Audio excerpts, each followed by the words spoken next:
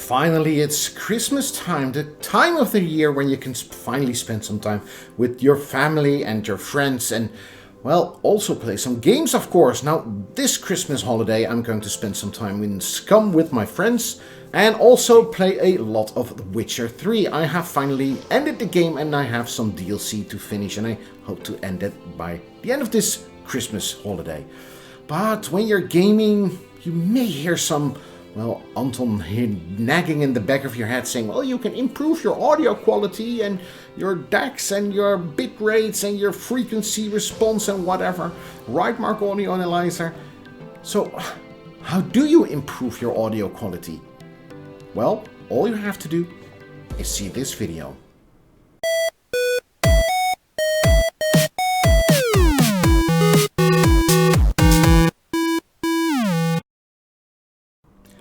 Well, hello there everyone and welcome to a new video on Anton's Hardware.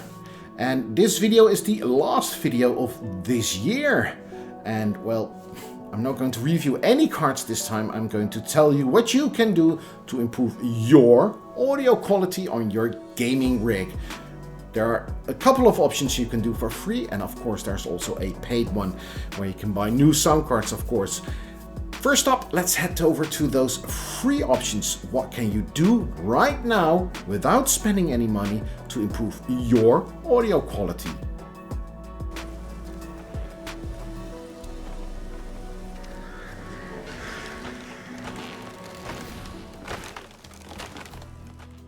So what's the first thing that you can do to improve your audio quality without spending any money? Well, the first thing that you can do is update those drivers. I did a video about the X5 some time ago and I found that the standard drives that come with Windows or the Windows update function or whatever you want to call it, well, they just plain suck.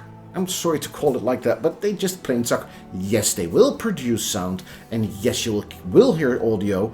But as Rightmark Audio Analyzer showed me, I wasn't aware of this immediately, but the audio quality improves a lot, especially in the bass section, as this graph shows you. So head over to the manufacturer's side of your motherboard, your audio card, whatever your external sound card, internal, and update them to the latest drivers you can find.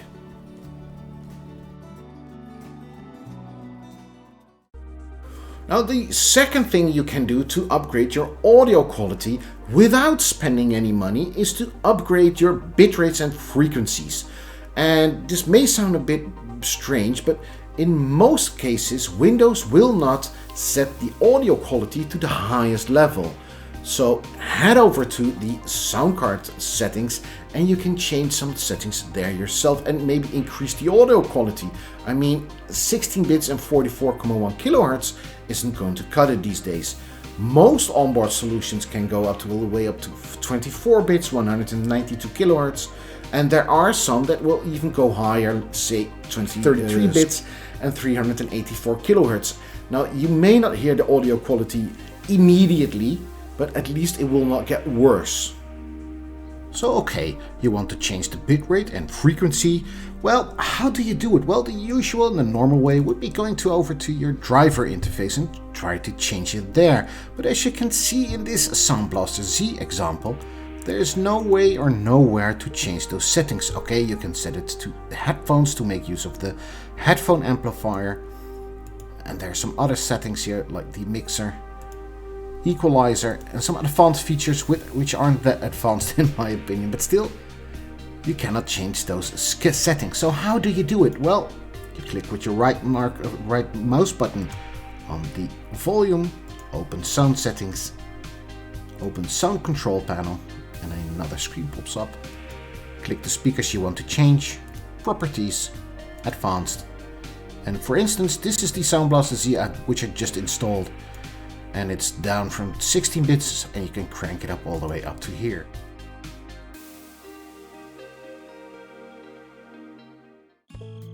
For the third improvement you can get without spending any money, and that is do not use the front panel of your computer case. Why? Well, the front panel will not give you any good quality audio. Why is that? Well, in your computer case there's a lot of EMI going on, or electromagnetic interference, which means that the audio quality will degrade because the cable that attaches your front panel to your motherboard or onboard sound card, well, nearly all of them aren't shielded, or if they are shielded, they aren't shielded enough because they will get bombarded with electromagnetic interference and the audio signal will degrade. Now, I have done tests with 4 different systems and one with a sound card with the onboard solution, 4 different cases, and they all showed an immense decrease in audio quality when you're using the front panel. So the cheapest way, and it's the best trick I have, do not use the front panel to improve your audio quality. Just use the back of your system. Now there is one loophole for this, so I'm going to say it at the end. But first off, I want to show you the differences that I found between the front panel and the back panel with Rightmark Audio Analyzer. And these are the results that I got with these systems that I tested, and you can immediately spot where the problem is. It's in the total harmonic and the intermodular distortion. Those 2 numbers are kinds of distortion. I'm not going to go into what it all means, but bear with me, you do not want to have a total harmonic distortion of minus 100%. Or an intermodular distortion plus noise of minus 100%. I mean, the noise level you can handle, the dynamic range you can handle, and the stereo crosstalk, well, that may come a bit annoying for those people who think they are really good at, well, hearing where other players are in, say, Call of Duty or Battlefield or whatever. This is where you can get that stereo picture, that 3D audio model from. Now, if there's a lot of stereo crosstalk going on, that means that some audio from left to right or right to left will bleed over to the other channel. So that means that you will not be able to pinpoint your enemy as well as you could. So what is this loophole you were telling me about? Well, if you use the jack plug, which may be integrated into your keyboard, you can eliminate at least some of those issues that you have with the front panel. As this graph shows, all numbers will improve, especially the total harmonic distortion and the intermodular distortion. So if your keyboard supports it and you do not want to use your back panel for whatever reason, at least use this one instead of the front panel.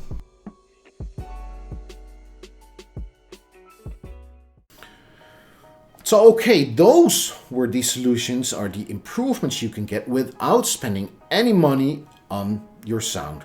Well, what if you have a ton of money and you do want to spend some money on a new sound card? What should you get? Well, I have done a lot of videos, and while I was preparing for this video, I saw how many videos I actually made this year, and I sort of forgot some cards along the way. But the list of videos that I made is I made a video about the inline USB amp, which is my latest, Audio Track Prodigy, the X5 Fatality, the X5 Music, the Sennheiser EPOS GSX 300, the VO E10K Olympus 2, the Fosse Audio, the FX Audio, the Asus Xoner D2, Odyssey 2, the Asus Xoner SE, the DGX, G1, G5, G6, the Creative ZXR, the Teufel, the version 2020, the ESI Prodigy 7.1 Hi-Fi, the Teratech Audio, the Creative Sound Blaster Omni 5.1, the Odyssey RX, EV, the NU, and the Xoner AE, and of course the first video of this year, that was the Asus Rage Strix Pro. Which one of those sound cards is the best, and which one should I get, and which one should I just leave behind? Now, some of these cards were horrible. I mean, the Xoner SC was the stupid edition of all Xoners. The G5 is an external card that I heard some really good stories about, but in the end, I disliked it a lot. The Omni 5.1 was the horrible external sound card that I have heard in a long time. And even though I had a lot of people disagreed with me, the Rightmark numbers just don't lie, and it is still a horrible external sound card. Of course, there also was the inline USB amp, a card that looked really cool with the vacuum amp on it and everything, but in the end it wasn't worth it. It was cool looking, but it was just way too expensive. Also, there were some cards being sold with some very old components on them, like the RX. It used the ancient audio sound processor. It's not that the card was particularly the worst ever, but why spend money on some old stuff? Now, for internal cards, of course, a no-brainer. I choose the EVGA NU. And of course on the secondary budget card, the Xoner AE. The EVGA is in my opinion the best sound card out there. It is really pricey, but the audio quality is unmatched. The Xoner AE is a really good budget card with some really good components and a decent driver interface. If you do not know what to get that one. You will not be disappointed. So these are the best internal cards of 2020 that I reviewed. For the external cards, the G6 is a really good external sound card and the card that took away my aversion of external sound cards. I really liked it. Very good audio quality, a decent driver interface. Secondly, there's the Sennheiser GSX 300 and it doesn't have the best audio quality.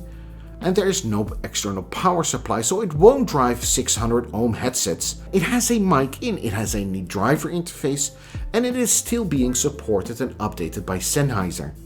It is also very reasonably priced, and thus the price-quality ratio is very good. Now for those people who think, well, why isn't the ZXR on my list? Why isn't the Ragestrix Pro on my list? Why isn't the FIO on my list? Well, I have to admit, those cards are really good indeed, but I have to make some choices, and these are the choices that I've made, and I think these are really good sound cards. That's it for me for this year. In 2020, there will be some changes. I'm feeling about with the studio-y thing. Well, it's just my work desk, but I'm trying to figure out how to reset up this whole thing. Also, I'm going to change the test bench, and that means that the results from Rightmark Audio Analyzer will not be, well, compatible with the old results. What else is going to change? Well, that's about it. I'm going to make a video about the GSX 1200. There will be, a cool video about a Sound Blaster Alive, which was one of the best sound cards, well, so many years ago. I'm really looking forward to creating that one. Also, another X-Fi video. That's I think it's the fourth X-Fi video that I'm going to make. And this time it's the most expensive X-Fi out there, the Titanium HD. And well, there will be a lot of other videos. I'm not sure which one will come in the future. If you have a request for a sound card or you want to send me a sound card, please contact me, because, well, I will, maybe if it's a cool card, I will spend some money on it, but I'm not making any money with these videos, so my budget is rather small, or I have to look the wife in the eyes. But that's a whole different story. Thank you for now, and I hope to see you in the next one. Stay safe. See you then. Bye-bye.